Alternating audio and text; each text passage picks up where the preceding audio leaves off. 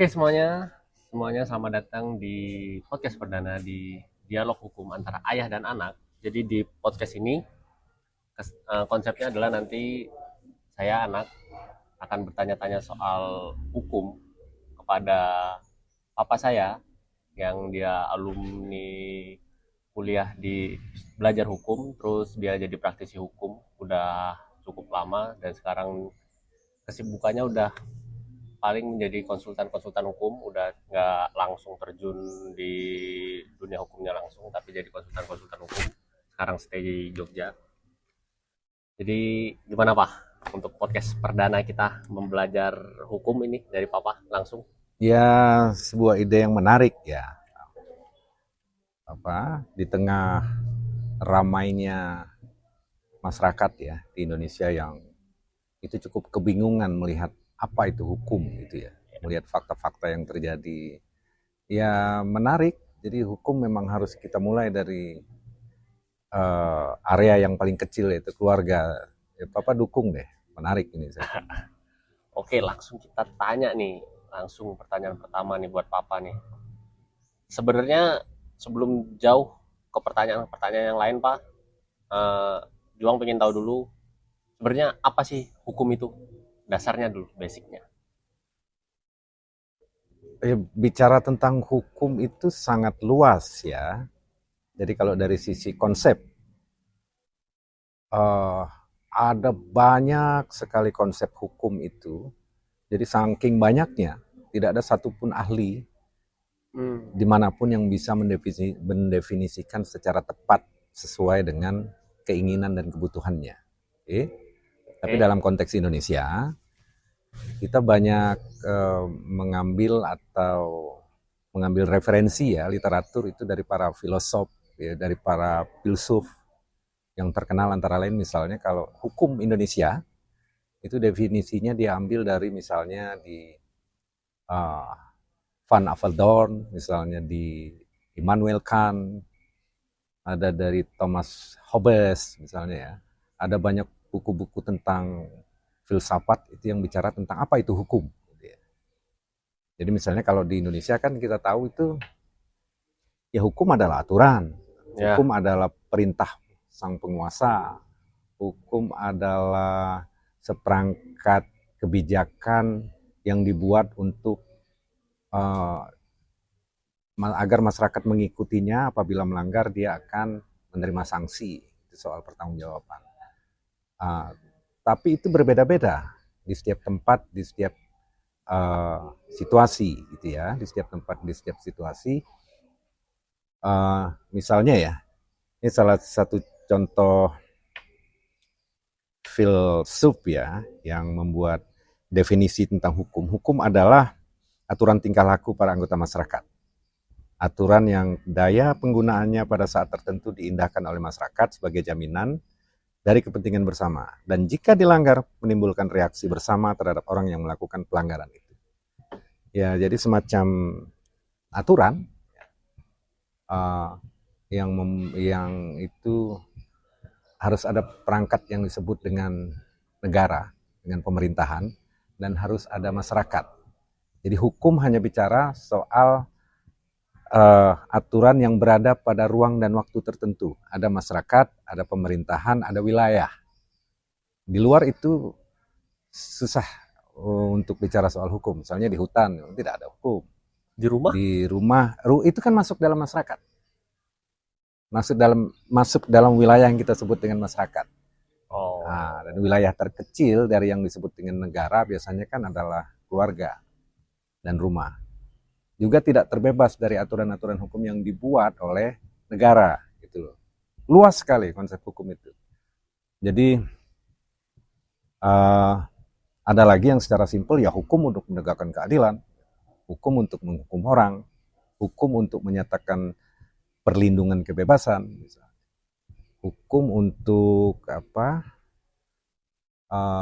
memvonis atau menghukum orang untuk bertanggung jawab terhadap perbuatan-perbuatannya yang mengganggu kepentingan orang lain, misalnya mengganggu hak orang lain. Itu diatur berarti dalam hukum negara atau sebelumnya kan belum ada hukum negara nih. Mungkin zaman dulu mungkin masih hukum rimba atau masih hukum adat.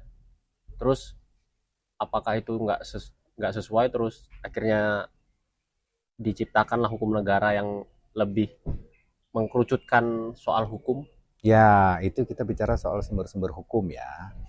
Sumber-sumber hukum itu ada yang berasal dari uh, filsafat, ya, sumber ilmu pengetahuan, ada yang berasal dari kebiasaan-kebiasaan, ada yang berasal dari adat.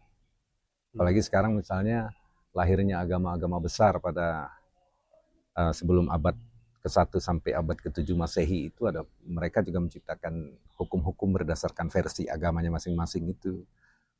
Tapi intinya kalau khusus kita di Indonesia itu kita mengambil referensinya dari bicara tentang hukum itu sebagian besar dari kitab undang-undang hukum Belanda ya. Hukum Belanda. Iya. Jadi macam sekali apa yang disebut dengan hukum itu juga background penciptaan hukum, konsep hukum itu juga bersumber dari ide dasar pembangunan hukum Belanda yang kita kenal juga kalau di Indonesia dengan hukum Eropa kontinental. Gitu ya. Karena Belanda di Eropa menganut sistem hukum Eropa kontinental. Berbeda ya. Beda cara hukumnya beda. Ya. Belanda, Amerika Indonesia. Berbeda. Amerika menganut sistem hukum Anglo-Saxon. Ya. Jadi konsep hukumnya bisa jadi sama, cuman perangkat pengaturan dan praktek kerja hukumnya itu bisa jadi berbeda. Itu soal konsep ya. Kita baru bicara konsep-konsep umum ini. Berarti hukum itu awalnya, jadi hukum negara itu awalnya ada seseorang, ada perorangan atau ada filsafat-filsafat yang membuat aturan hukum, terus orang lain mau nggak mau harus mensetujui itu sebagai hukum dan diperlakukan ke semua masyarakat, atau ada rundingan bahwa misalnya hukum A, hukum B, gimana kalau ini setuju nggak semua atau enggak, atau cuma satu orang udah ini harus dipakai hukum ini, aturan-aturan dipakai. Itu sangat klasik penjelasannya. Jadi kapan hukum itu muncul? Gitu ya. Kalau kita uji sekarang, kita kumpulkan 100 orang di satu wilayah, yang satu berkumpul dan hidup bersama 100 orang itu dengan menggunakan hukum, yang satu lagi tidak menggunakan hukum. Maka kita akan lihat mana yang lebih teratur, mana yang lebih baik, mana yang lebih menghargai kemanusiaan misalnya. Kalau Bapak melihat yang tidak punya pedoman atau diatur oleh hukum, itu bisa dibayangkan gitu loh. Jadi siapa yang kuat, dia yang berkuasa. Siapa yang punya kekuatan, punya uang, punya tenaga, power, dia bisa melakukan apapun gitu ya. Jadi sangat yang terjadi adalah anarkisme gitu loh. Semua orang melakukan kekerasan tanpa ada hukum, tanpa ada aturan yang melarang boleh atau tidak boleh. Nah, sementara yang 100 orang di area yang dilingkupi oleh hukum, maka mereka hidup dengan aturan-aturan yang jelas. Contohnya misalnya dia punya seorang hukum keluarga deh, contohnya misalnya kalau hukum, nanti kita masuk ke case ya. Kalau hukum perdata itu misalnya mengatur tentang hak waris, mengatur tentang hukum kewarisan, hibah dan lain-lain. Nah, kalau di masyarakat tidak ada hukum, siapapun ketika orangnya tidak ada itu bisa diambil oleh siapapun karena nggak ada aturan, atau dipaksa oleh saudaranya yang lain segala macam, atau istrinya misalnya diambil oleh orang lain. Kenapa? Karena tidak ada aturan hukum yang melindunginya. Apa buktinya dia adalah istrimu misalnya gitu. Apa buktinya adalah dia anakmu misalnya. Itu semua hal-hal yang berhubungan dengan hukum. Jadi kalau suami atau istrinya itu dibuktikan dengan prosedur hukum ketika mereka menikah, atau ketika membuktikan anaknya ini apakah benar anaknya, maka ada juga prosedur hukum untuk membuktikan tes DNA misalnya. Berarti hukum itu sebenarnya mengatur semua lini kehidupan, apapun Ya, itu. mengatur semua untuk terjaminnya nilai-nilai kemanusiaan, kedamaian, keteraturan, keadilan, ya semua hal-hal dan nilai-nilai yang itu memang disasar oleh para filsafat, oleh para pemikir besar ya tentang Sebelum terlalu jauh, ya. mungkin bahas ke situnya nanti dulu kayaknya. Oke, di lain Itu sesi terlalu, itu. Ya, aku terlalu liar nanti ya. obrolannya. Oke. Jadi terus sekarang yang Juang khawatirkan tuh banyak orang kan awam tentang hukum, karena kebanyakan di luar sana tuh orang-orang tuh taunya belajar hukum itu ngapain sih belajar hukum, hukum itu paling cuma buat pengacara, buat kejaksaan, buat hakim, buat yang mungkin mau jadi pejabat. Kita kita ini pengusaha atau orang-orang biasa atau cuma karyawan-karyawan, ngapa sih belajar hukum, apa sih pentingnya hukum. Jadi kayak orang nggak terlalu into untuk mengetahui tentang hukum. Jadi paling asal nyelekop, asal ngoceh ngomong di sosial media tentang keadilan dan lain-lain, padahal ada dasar-dasar hukumnya.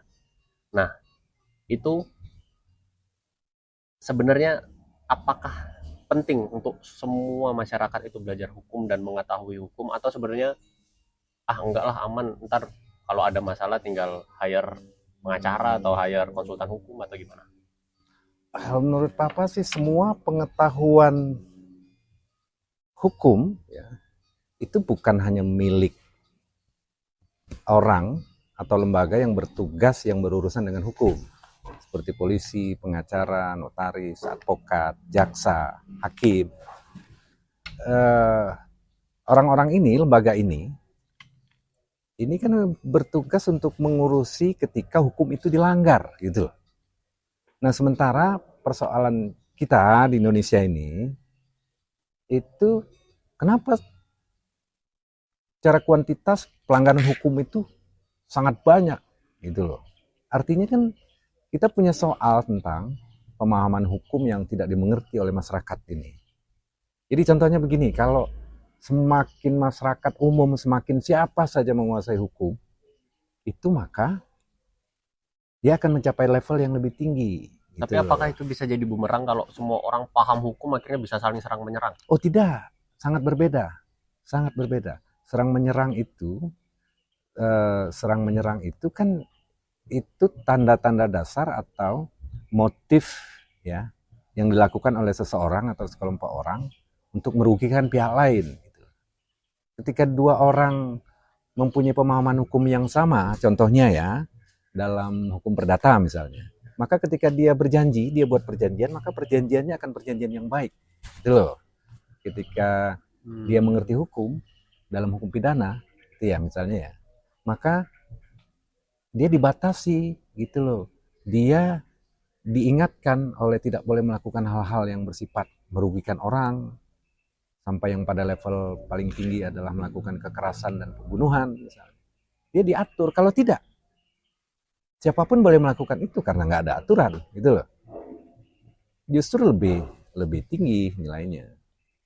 Dan semua orang justru terjamin kebebasannya dengan mengerti hukum itu gitu loh. Sampai mana tadi ya? Ada teknis bentar. Ya, semakin banyak orang mengerti hukum gitu ya. Ini langsung ya. Semakin orang banyak mengerti hukum, semakin kecil itu peluang pihak-pihak orang-orang yang punya motif, punya niat untuk melakukan perbuatan-perbuatan yang melanggar dan merugikan orang lain itu semakin kecil. Semakin banyak orang mengerti hukum. Jangan dibalik. Dengan orang banyak hukum maka semua orang akan saling serang. Tidak. Karena itu anarki sebenarnya. Yang dicapai oleh hukum sebenarnya adalah keteraturan dan harmoni. Oke. Clear ya? Gitu. Ya. Berarti kalau ada misalnya ada orang menyerang orang lain dengan hukum, tapi tingkat pemahaman hukumnya berbeda, apakah yang kurang paham hukum ini perlu bantuan orang lain untuk menyetarakan, atau ya hanya keras-kerasan argumen aja akhirnya jadi debat bodoh aja ya gitu? Jadi level masalah, kita bicara masalah ya, biasanya kalau ditafsirkan oleh banyak orang itu bisa bicara soal hukum, itu adalah perkara hukum. Masalah yang sudah masuk pada ranah pelanggaran. Misalnya melakukan pencurian gitu ya, atau penipuan, atau pembunuhan, atau tindakan-tindakan, atau melanggar hak orang lain, misalnya menipu dalam perjanjian, atau membuat perjanjian bodong misalnya ya. Nah, itu selama belum menjadi perkara, banyak cara untuk menyelesaikan. Bisa mediasi, bisa perdamaian, gitu loh. Itu biasa, itu sengketa biasa, masalah biasa. Yang jadi hukum kan ditafsirkan ketika dia jadi perkara. Waduh, saya terjerat hukum nih. Gitu loh. Ketika enggak, ya biasa aja, gitu loh. Nah, sebaiknya kalau orang yang mengerti hukum, sebelum menjadi perkara, pastikan selesaikan masalahnya untuk tidak jadi perkara hukum. Sebelum sampai ke sidang. Sebelum sampai menjadi perkara hukum. Sebelum sampai melibatkan pihak lain, khususnya aparat penegak hukum, ya, yaitu misalnya polisi, jaksa, dan hakim, atau penegak hukum non negara, misalnya advokat, gitu loh. Jadi misalnya kalau level masyarakat ini hukumnya, untuk perdata semuanya. Kalau pidana masa diselesaikan baik-baik? Iya, enggak. Maksudnya begini nih. Kayak pembunuhan atau apa masa diobrolin baik-baik? Kalau pidana itu kan otomatis ya. Pidana itu maka itu memang negara yang langsung, negara bersifat represif ya. Negara bersifat menuntut ketika ada tindakan yang merugikan pihak lain, ketika ada laporan oleh orang yang dirugikan, dia langsung menindak dan langsung terlibat otomatis itu berdasarkan undang-undangnya. Berdasarkan kitab undang-undang hukum acara pidananya begitu. Itu loh. Berdasarkan laporan. Ada berdasarkan laporan, ada berdasarkan tangkap tangan. Misalnya kan pembunuhan ya, ketika orang mati di rumah, ketika orang melaporkan itu karena sakit, karena apa? Kan perkara pidana kan. Oh. Tapi ketika ada keanehan, ada keluarganya yang melapor, itu ya dia tidak sakit, tidak apa-apa, kemudian dia buat laporan, polisi wajib untuk datang dan menyelidiki, untuk melakukan serangkaian tindakan seperti melakukan forensik gitu ya. Apakah dia tanda-tanda kematian wajar normal atau kematiannya disebabkan oleh adanya perbuatan oleh pihak lain gitu loh untuk menyebabkan kematian. Itu pidana. Berarti apa sekarang ganti pertanyaannya. Kalau hukum itu diciptakan untuk adil dalam bermasyarakat, apakah hukum juga bisa dijadikan alat untuk mengadili orang dengan pasal-pasal tertentu? Padahal orang itu mungkin sebenarnya nggak salah 100% ya. Tapi atau benar-benar orang itu nggak salah, tapi ada orang lain mencari-cari alasan agar bisa mengadili orang dengan dasar-dasar hukum. Saat ini pada dasarnya hal itu terjadi. Jadi tindakan hukum diambil tidak saja hanya karena orang melakukan perbuatan, tapi kadang-kadang orang benci dan tidak suka sama orang, dia menggunakan hukum sebagai alat untuk menghancurkan atau untuk menyingkirkan orang. Berarti itu perkara yang dibuat-buat? Ya, bisa begitu. Dan itu diperbolehkan dalam hukum? Atau sebenarnya ilegal? Iya, itu kan orang yang ingin menyebabkan kerugian pada orang lain. Nah, siapa yang berhak menghentikannya? Kan itu pertanyaannya kan. Ya, ketika orang yang dirugikan merasa bukan masalah, seperti pencemaran nama baik misalnya, undang-undang ITE ya, atau kesusilaan, atau perkataan-perkataan kasar dan lain-lain. Nah, orang melihat gaya orang nggak suka aja, segala macam dia laporkan, dia mencemarkan nama baik saya. Ya itu proses hukum biasa saja. Tapi untuk membuktikan apakah itu pencemaran ataukah itu pelanggaran undang-undang ITE, bukan orang yang melakukan atau korban yang menentukan. Ada polisi sebagai penyidik, ada jaksa, ada hakim yang memutuskan, oh ternyata, gitu loh. ternyata ini bukan melanggar undang-undang gitu loh. Jadi yang misalnya soal anak-anak muda sekarang lah itu ngomong sembarangan, berkata-kata kasar, melanggar moral dan etika yang ada di tengah masyarakat.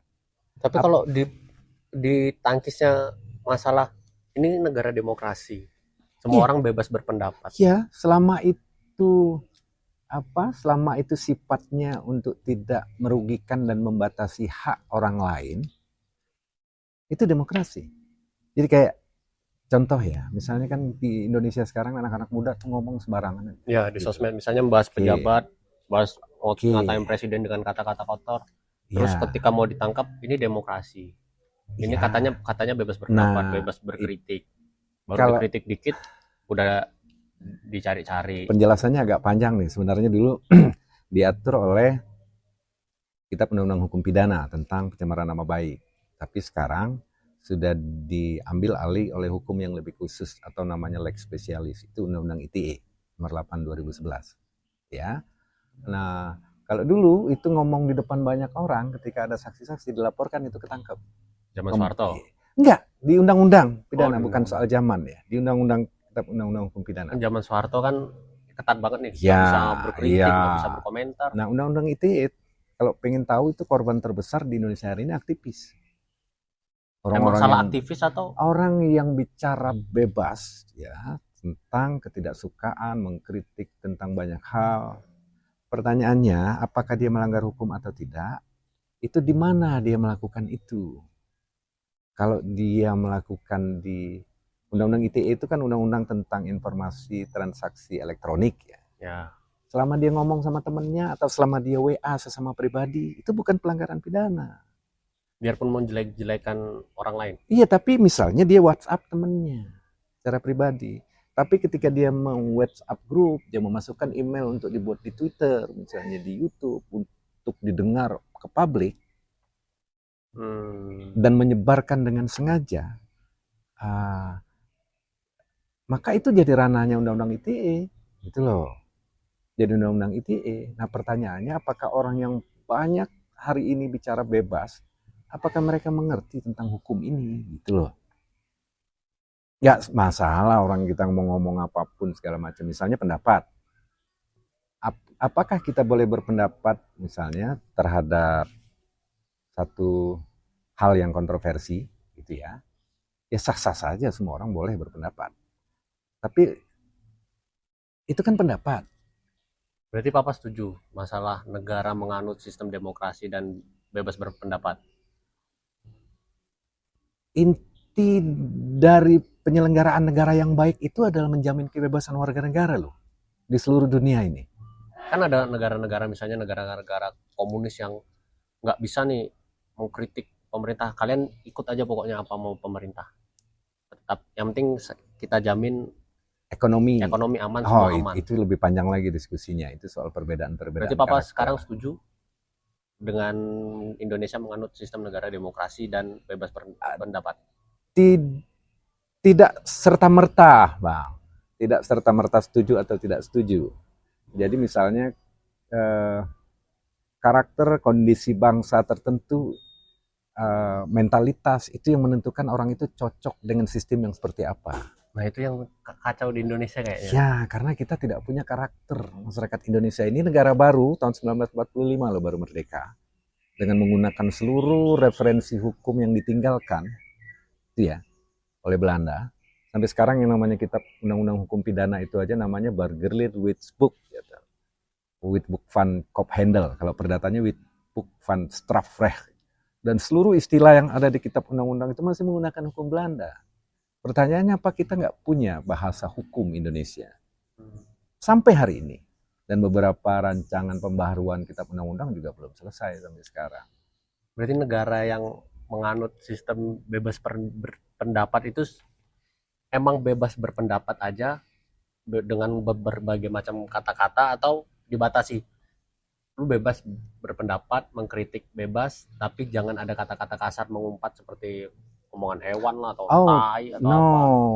Untuk Atau tetap bebas berpendapat untuk aja. kata-kata kasar, menggunakan kata-kata yang dianggap tidak etis ya, itu bukan hukum, Bang. Itu soal moral. Diperbolehkan atau Itu sebenarnya soal nggak boleh? moral. Kayak itu terjadi di mana-mana. Selama gitu loh, selama tidak dimaksudkan bahwa bangsat misalnya. Kayak kasus Jokowi kemarin kan Sontoloyo, pernah Ya, dengar kan? itu kan Ya.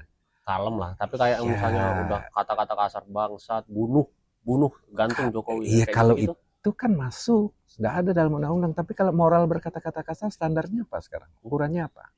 Berarti nggak Di bebas pendapat full. Bisa saja, cuma dia memenuhi unsur atau tidak. Jadi misalnya eh, dia memaki-maki orang ya secara pribadi yang menyebabkan tuh orang itu mengalami kerugian gitu, mengalami pencemaran misalnya. Bahwa ternyata ketika dicek dia memang berniat untuk menghancurkan orang dengan cara memaki-makinya.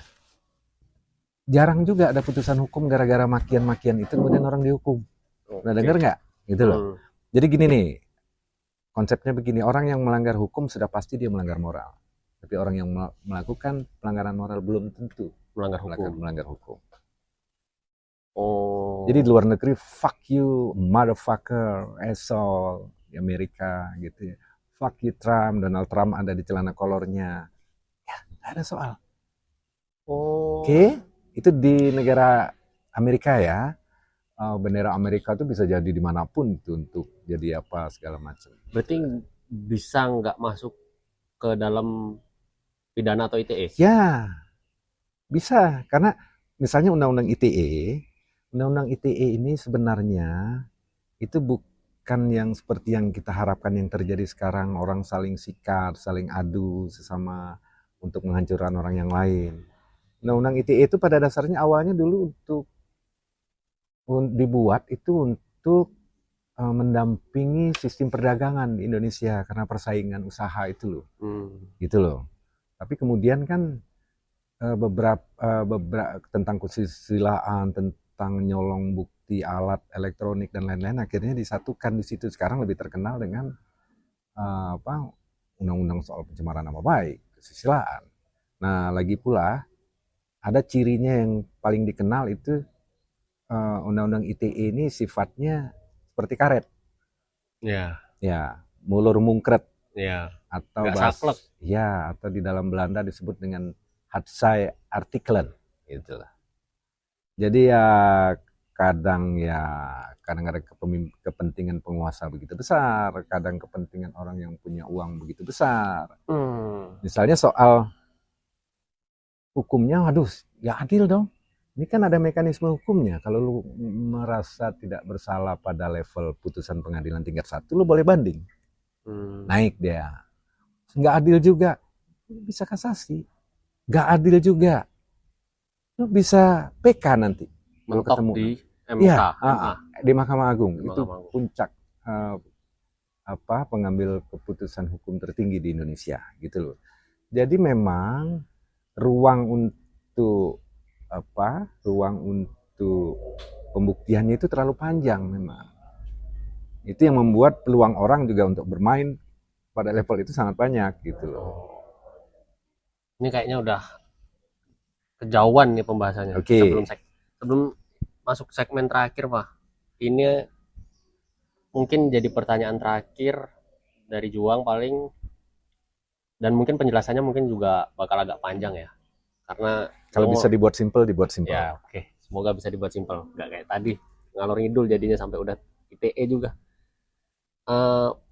Di awal-awal ini Juang mau nanya dulu, setelah dijelaskan Papa soal mengenai basic dasar penjelasan hukum, terus masalah demokrasi dan bebas berpendapat di Indonesia, yang di pertanyaan terakhir Juang mau nanya, apa sih perbedaannya hukum perdata dan hukum pidana?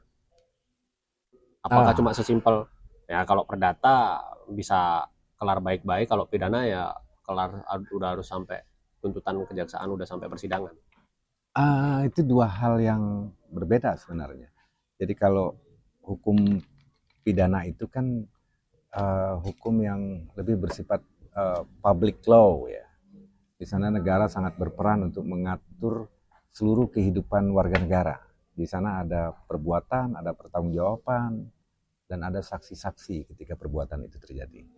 Nah, itu kan aturan yang dibuat oleh negara ya untuk menjamin kebebasan warga negaranya, kemudian memastikan setiap orang yang ada di Indonesia ini untuk mematuhi aturan tersebut. Apabila dia melanggar maka dia dihukum dan negara yang akan menghukumnya. Itu hukum pidana. Jelas dia bersifat bersifat publik ya, public law. Contoh. Public law Maling. ya misalnya ya pencurian, pembunuhan, penipuan, gitu ya. Kekerasan dalam rumah tangga, KDRT ya. Korupsi. Semua kejahatan yang hari ini kita dengar yang sifatnya menyangkut kepentingan publik itu masuk dalam ranah hukum pidana. Cuman hukum pidana ini kan hukum yang bersifat umum. Lex generalis namanya itu. Ya. Nah, tapi dalam hal-hal khusus sudah banyak diciptakan hukum-hukum baru sekarang nih di bawah pidana. Seperti misalnya korupsi, maka sekarang ada undang-undang tipikor, tindak pidana korupsi. Untuk pencemaran nama baik, kesusilaan, perbuatan tidak menyenangkan yang dulu ada di pasal berapa ya? Di pasal berapa 310 atau apa di KUHP, sekarang sudah dipindahkan ke undang-undang ITE, itu undang-undang khusus. Misalnya terkait dengan apalagi undang-undang tipikor, undang-undang dulu kejahatan kekerasan terhadap negara itu ada di KUHP, sekarang jadi undang-undang anti terorisme. Begitu loh. Jadi dibuat undang-undang khusus. Sementara perdata itu adalah hukum yang menyangkut soal hubungan atau relasi yang bersifat privat antara orang dengan orang. Negara pasif di sini, negara tidak aktif. Jadi itu soal hubungan antara orang dengan orang atau antara lembaga misalnya dengan lembaga tertentu yang tidak berhubungan dengan negara. Misal perjanjian, perkawinan waris. Perdata.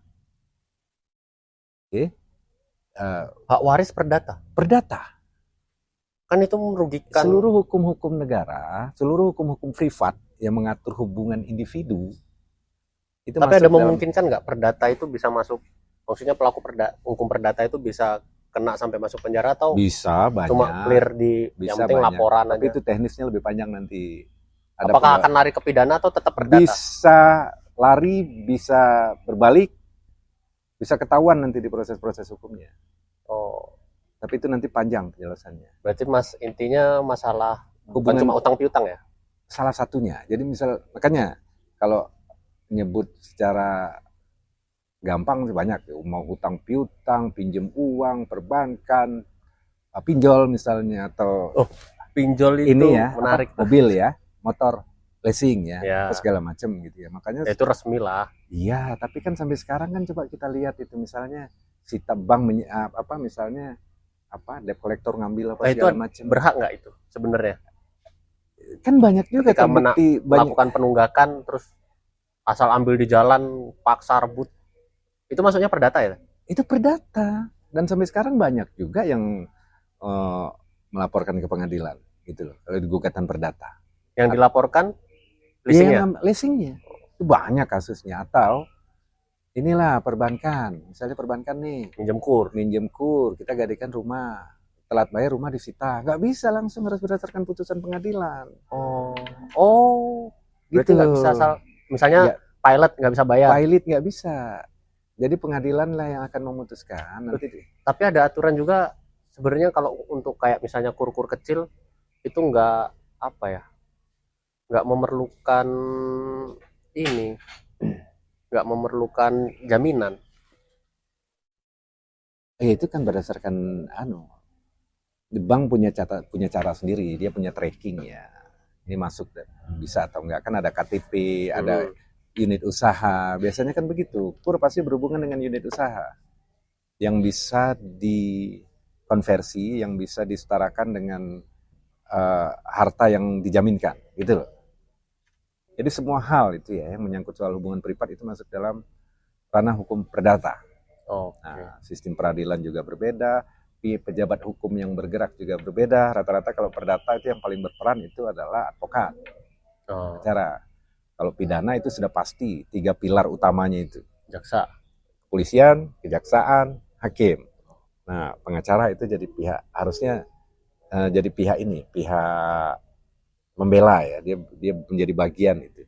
Tapi bukan sebagai pilar negara dan juga bukan aparatur negara. Jadi advokat itu ya lawyer, pembela umum gitu, bukan negara. Jadi mungkin teman-teman udah jelas ya perbedaan antara hukum pidana dan perdata. Terus mungkin udah jelas dari awal dibahas tentang dasar hukum. Terus hukum itu apakah penting untuk teman-teman pelajarin masing-masing atau enggak, terserah teman-teman.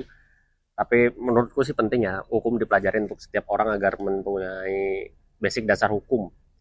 Dan udah dijelaskan juga sama Papa untuk perbedaan antara hukum perdata dan pidana.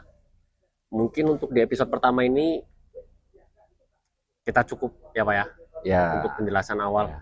Okay. Mungkin next akan kita bahas lagi tentang mengkerucut tentang sisi perdata, sisi pidana, atau pasal-pasal, atau membahas hukum ITE dan lain-lain. Iya, pembahasan kasus kontemporer, kasus yang aktual yang sering terjadi yang menimpa khususnya orang-orang muda. Ya. Jadi untuk teman-teman jangan lupa like, subscribe, komen, dan share video ini untuk next support channel kita untuk bahas hukum. Thank you.